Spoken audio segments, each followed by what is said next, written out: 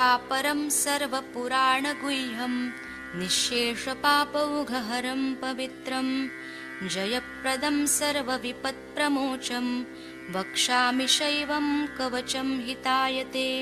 नमस्कृत्य महादेवं विश्वव्यापिनमीश्वरं वक्षे शिवमयं वर्म सर्वरक्षाकरं नृणां।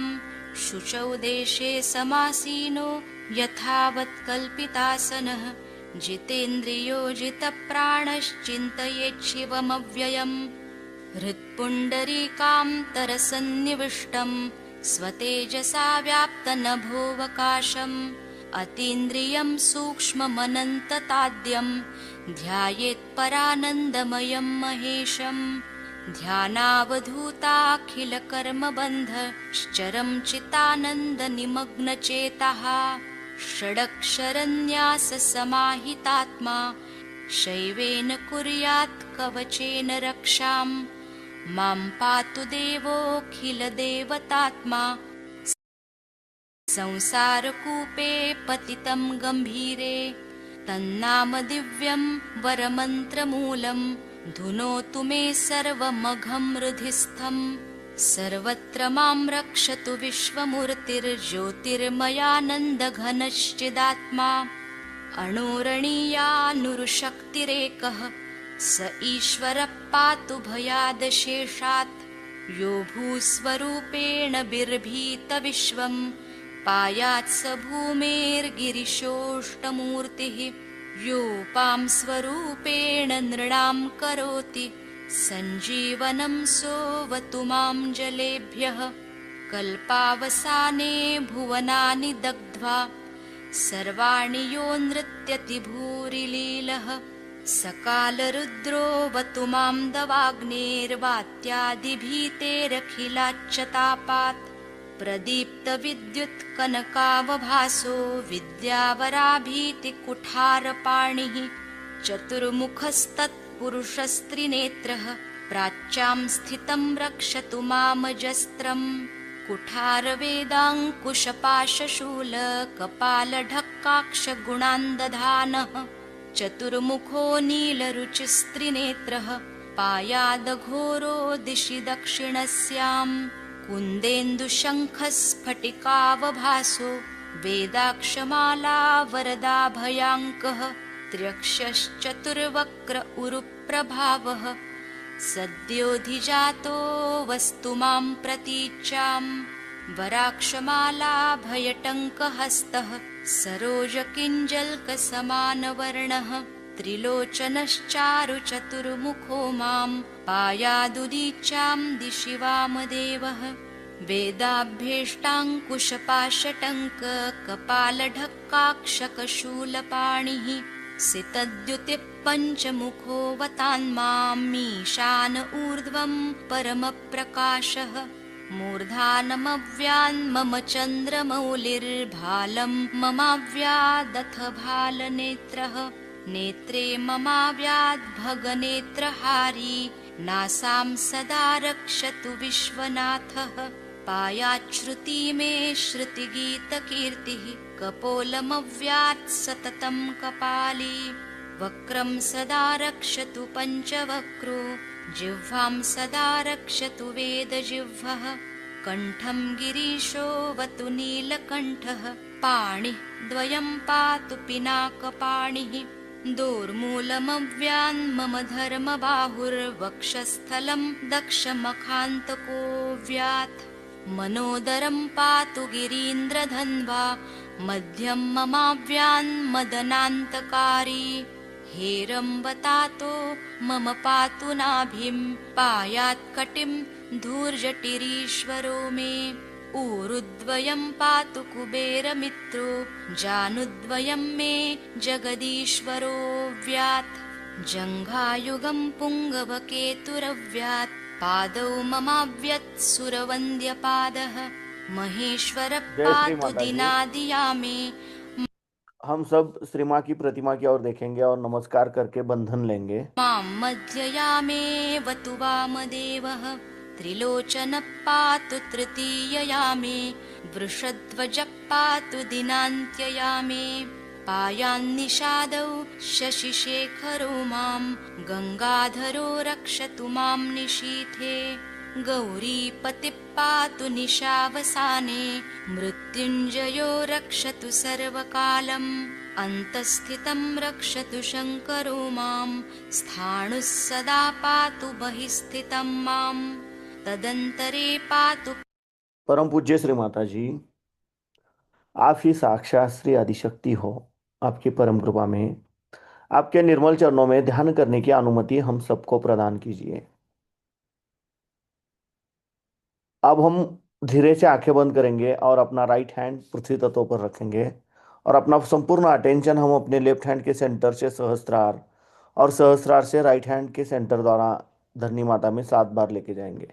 पतिः पशूनां सदाशिवो रक्षतु मां समन्तात् तिष्ठतमव्याद्भुवनैकनाथः पायाद्व्रजन्तं प्रथमाधिनाथः वेदान्तवेद्यो वतु मां निषण्णं मामव्ययः पातु शिवः शयानम् मार्गेषु मां रक्षतु नीलकण्ठः शैलादिदुर्गेषु पुरत्रयारिः अरण्यवासादिमहाप्रवासे पायान्मृगव्याध उदारशक्तिः कल्पान्तकोटोपपटुप्रकोप स्फुटाट्टहासोच्चलिताण्डकोशः घोरारिसेनरणवधुर्निवार महाभयाद्रक्षतु वीरभद्रः पत्यश्वमातङ्गघटावरूथ सहस्रलक्षायुतकोटिभीषणम् अक्षौहिणीनां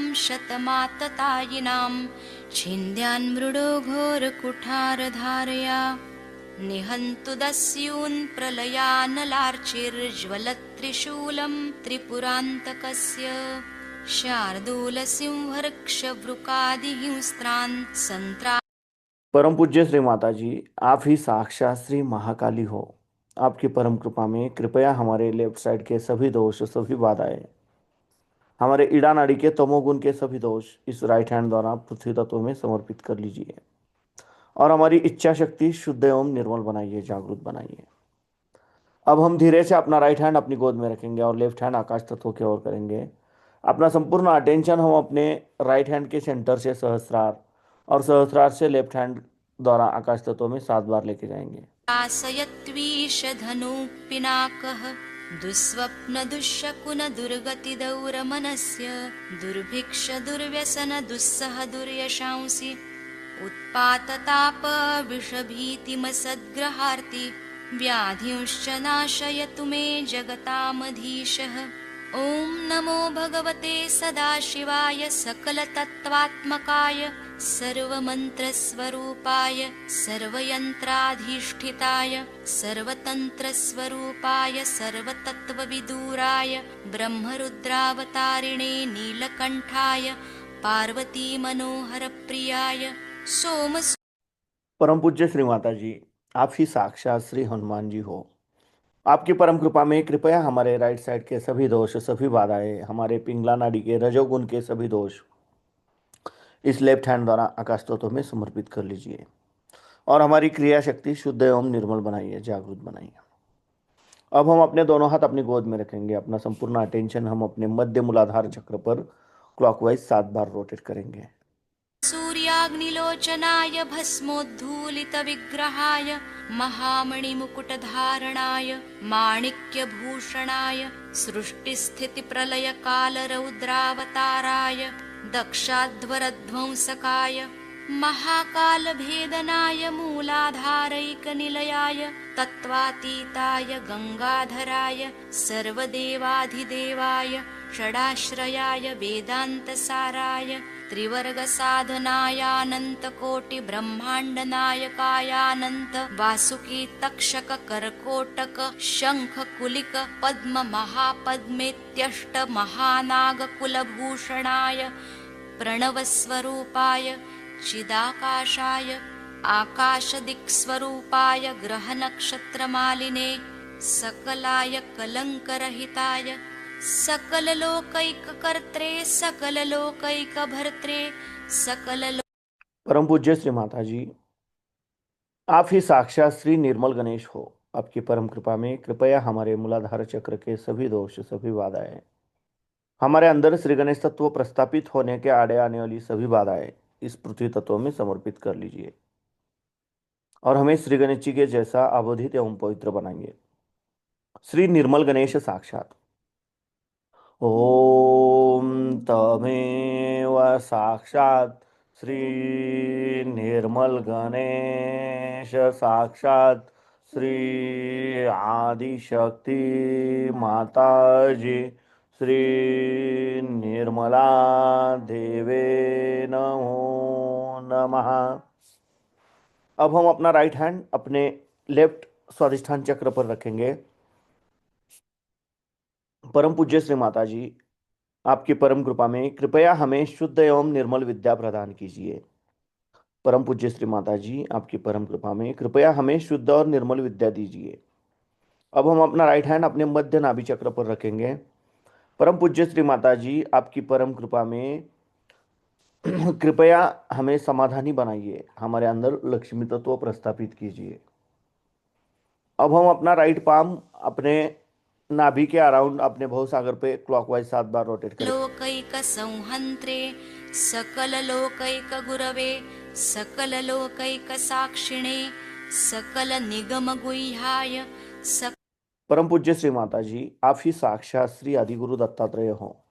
आपके परम कृपा में कृपया हमारे भवसागर के सभी दोष सभी बाधाएं दूर कीजिए और हमारे अंदर गुरु तत्व जागृत कीजिए। कृपया हमें खुद का गुरु खुद बनाइए। अब हम अपना राइट हैंड अपने हृदय पे रखेंगे, लेफ्ट साइड पे, जहाँ पे साक्षात श्री शिव पार्वती जी का स्थान है।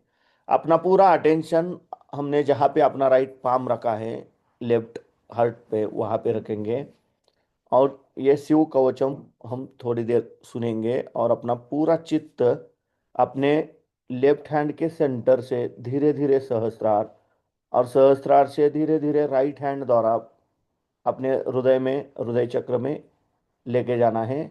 यह क्रिया हमें आराम से करनी है। हमें श्री माँ के चरणों से जो भी चैतन्य बह रहा है उसे अपने लेफ्ट हैंड के फिंगर टिप से एब्जॉर्व करना है और धीरे धीरे सहस्रार लेके जाना है और सहस्रार से धीरे धीरे राइट हैंड द्वारा हृदय में छोड़ देना है।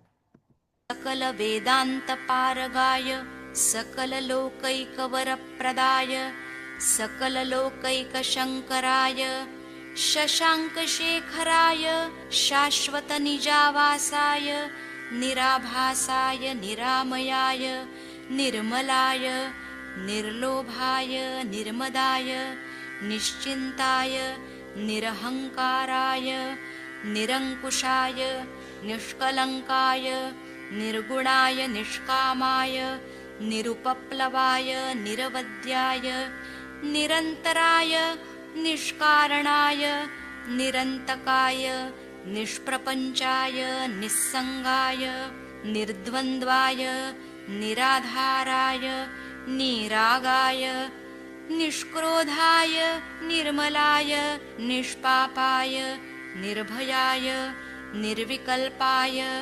निर्भेदाय निष्क्रियाय निस्तुलाय निस्संशयाय निरञ्जयाय निरुपमविभवाय नित्यशुद्धबुद्धपरिपूर्ण सच्चिदानन्दाद्वयाय परमशान्तस्वरूपाय तेजोरूपाय तेजोमयाय जय जय रुद्र महारौद्र भद्रावतार महाभैरव कालभैरव कल्पान्तभैरव कपालमालाधर खट्वांग खड्ग चर्म पाशांकुशडमरु शूलचाप बाण गदा शक्ति भिंदी पाल तोमर मुसल मुद्गर पाश परिघ भुषुंडी शतग्नि चक्राद्यायुध भीषण कर सहस्र मुख दंष्ट्राकराल वदन विकटाट्टहास विस्फारित ब्रह्मांड मंडल नागेन्द्र कुंडल नागेन्द्र हार नागेन्द्र वलय नागेन्द्र चर्मधर मृत्युंजय त्र्यंबक पुरांत। अब हम अपना राइट हैंड अपने लेफ्ट विशुद्धि चक्र पर रखेंगे। परम पूज्य श्री माता जी, आपकी परम कृपा में मैं निर्दोष हूँ, मैं निर्दोष हूँ, मैं निर्दोष हूँ। अब हम अपना राइट हैंड अपने आज्ञा चक्र पर रखेंगे और अपना लेफ्ट हैंड अपने बैक आज्ञा चक्र पर रखेंगे, और यहाँ पे हमें 3 बार हम क्षम कहना है। हम क्षम, हम क्षम, हम क्षम। अब हम अपना लेफ्ट हैंड अपनी गोद में रखेंगे और राइट हैंड अपने सहस्रार पे रखेंगे और धीरे धीरे क्लॉकवाइज 7 बार रोटेट करेंगे। विश्वरूप विरूपाक्ष विश्वेश्वर वृषभवाहन विषविभूषण विश्वतोमुख सर्वतो रक्ष रक्ष मां ज्वल ज्वल महामृत्युमपमृत्युभयं नाशय नाशय चोरभयमुत्सादयोत्सादय विषसर्पभयं शमय। परम पूज्य श्री माता जी, आप ही साक्षात श्री सहस्रार स्वामिनी हो, आप ही साक्षात श्री आदिशक्ति हो। आपकी परम कृपा में कृपया हमें निर्विचारिता प्रदान कीजिए। अब हम अपने दोनों हाथ अपने गोद में रखेंगे, अपना संपूर्ण अटेंशन अपने दोनों हाथों के सेंटर पर केंद्रित करेंगे और इसी अवस्था में हम श्री माँ की अमृतवाणी आत्मसात करेंगे।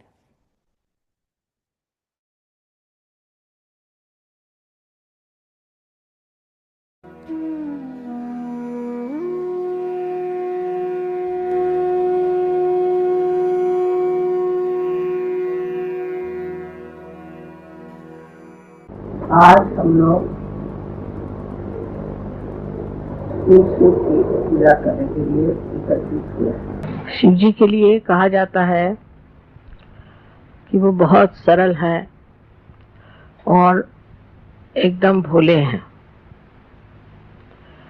इसीलिए उनको जानना बहुत कठिन है।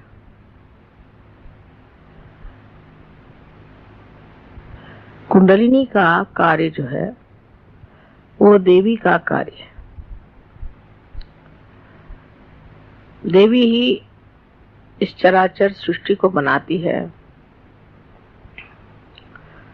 और अंत में आपके अंदर कुंडलिनी बनकर शिव तक पहुंचा देती है। शिव का पूजन होते वक्त याद रखना चाहिए कि शिव के गुण धर्म हमारे अंदर विकसित हुए या नहीं। इसलिए सबसे पहले कुंडलिनी की ही गति को समझ लेना चाहिए। जब कुंडलिनी का जागरण होता है तो सर्वप्रथम वो आपके शरीर को स्वस्थ करती है,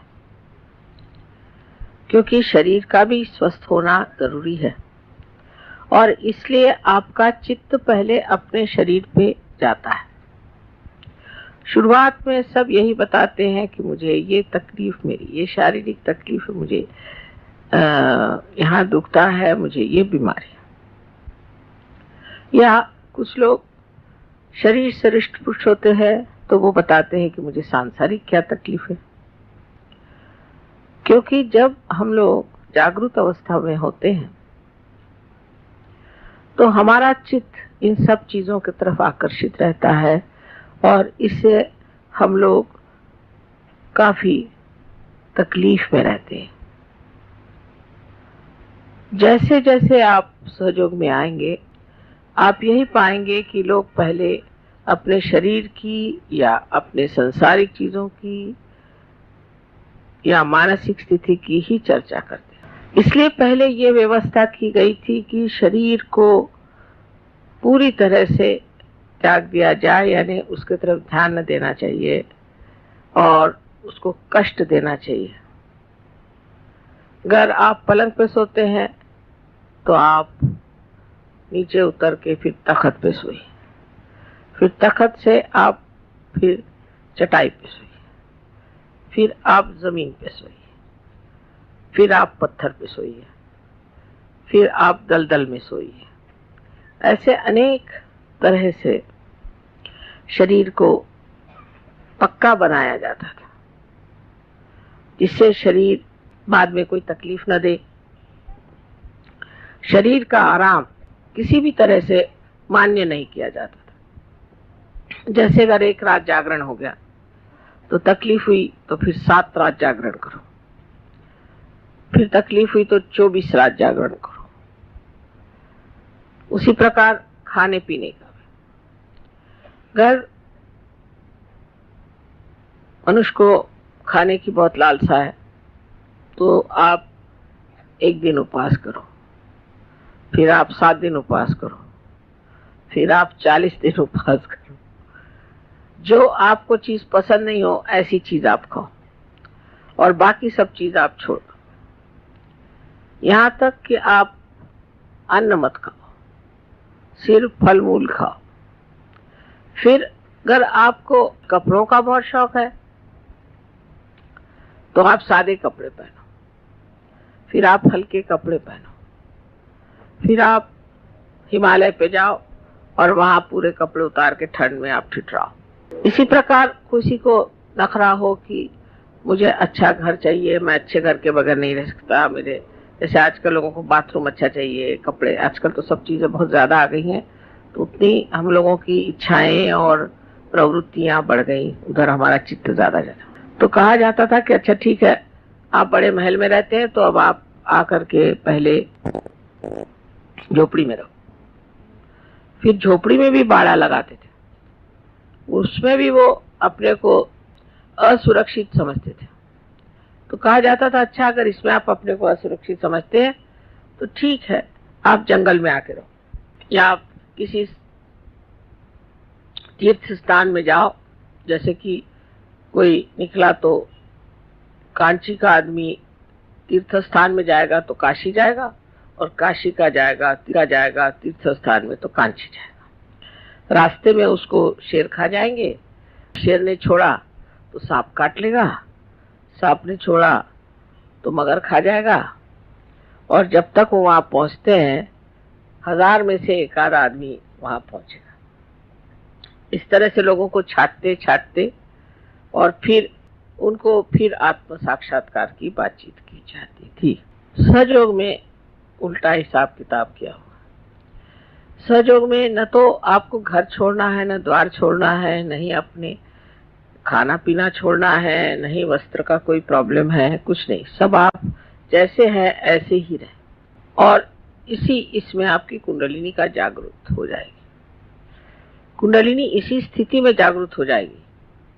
पहले तो एक हिरण का चर्म बिछा के उस पे बैठ के साधना करके फिर आपकी तपश्चर्या होगी। उसके बाद आप बहुत दिन तक भूखे मरिएगा, एकदम आपकी हड्डियां निकल आएंगी। तब भी फिर परीक्षा होगी, आपको उल्टा टांगा जाएगा, कुएं में डाला जाएगा, 2-3 बार देखा जाएगा किस हालत में आप हैं। उसके बाद अगर आप जिंदा रह गए तब फिर कहीं जाकर के चर्चा होगी। अब सहयोग में उल्टा कारभार।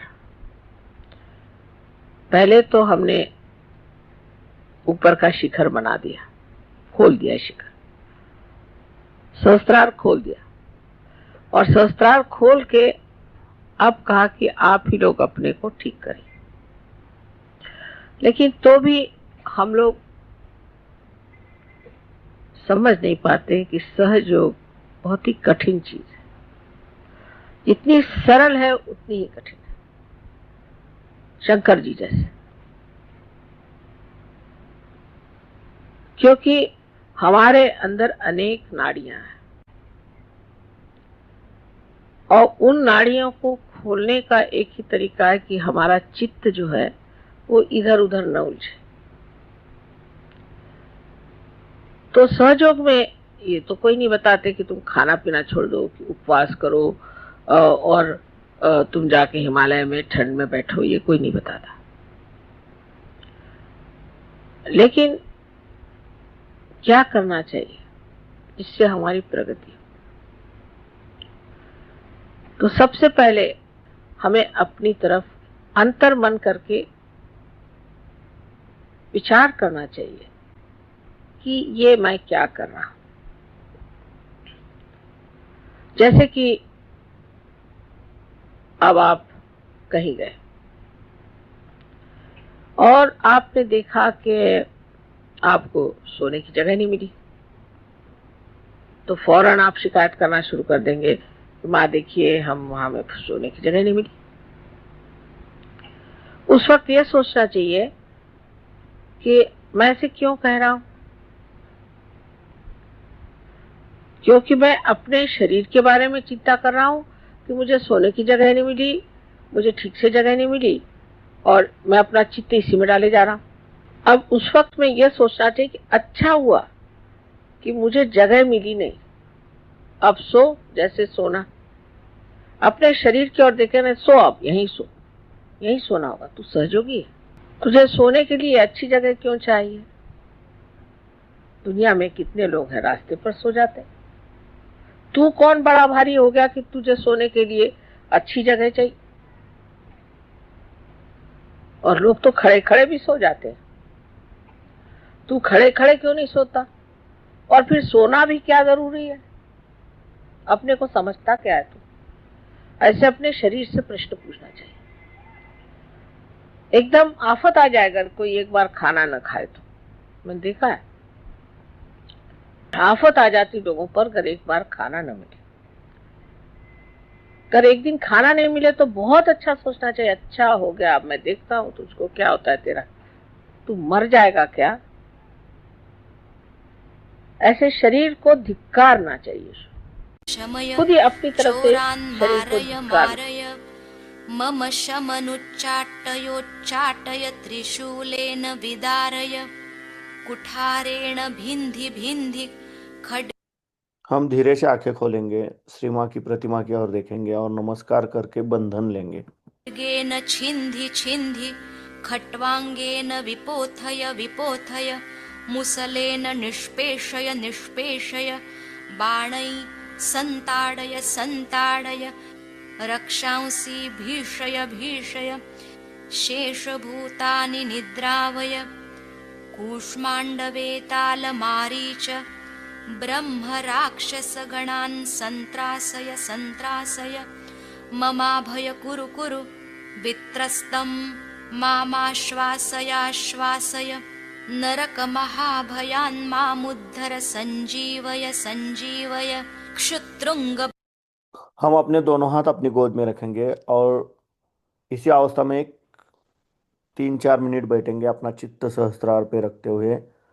हम ये शिव कवचम पूरा सुनेंगे और उसके बाद ही ध्यान खत्म होगा। अभ्यां मामाप्याय आप्याय दुःखातुरं मामानन्दयानन्दय शिवकवचेन मामाच्छादयाच्छादय मृत्युञ्जय त्र्यम्बक सदाशिव नमस्ते नमस्ते नमस्ते। ऋषभ उवाच इत्येतत् कवचं शैवं वरदं व्यावृतं मया सर्वबाधाप्रशमनं रहस्यं सर्वदेहिनां यः सदा धारयेन्मर्त्यः शैवं कवचमुत्तमं न तस्य जायते क्वापि भयं शम्भोरनुग्रहात् क्षीणायु अप्राप्तमृत्युर्वा महारोगहतोऽपि वा सद्यः सुखमवाप्नोति दीर्घमायुश्च विन्दति सर्वदारिद्र्यशमनं सौमङ्गल्यविवर्धनं यो धत्ते कवचं शैवं सदैवैरपि पूज्यते महापातकसङ्घातैर्मुच्यते चोपपातकैः देहान्ते मुक्तिमाप्नोति शिववर्मानुभावतः त्वमपि श्रद्धया वत्स शैवं कवचमुत्तमं धारयस्व मया दत्तं सद्य श्रेयो यवाप्स्यसि।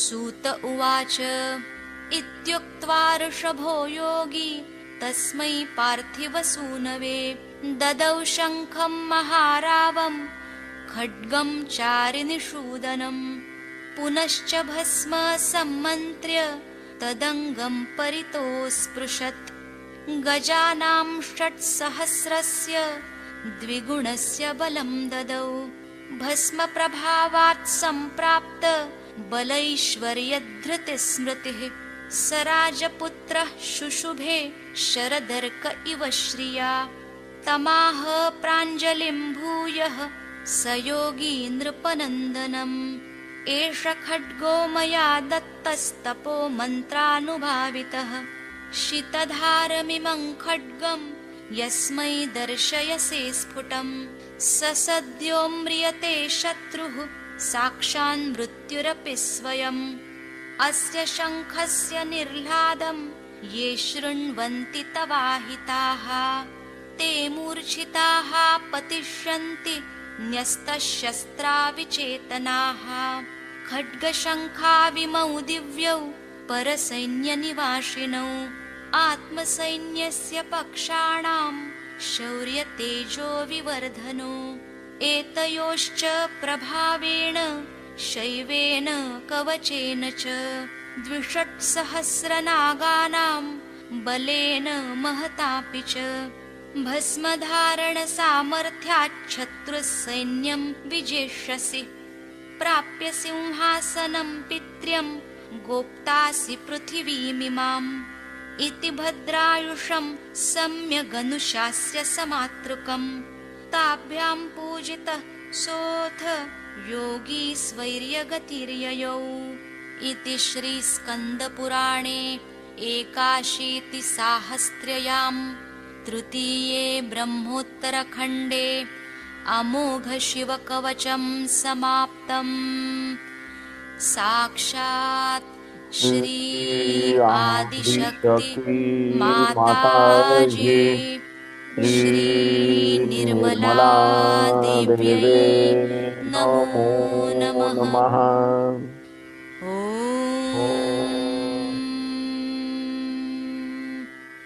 जय श्री माता जी।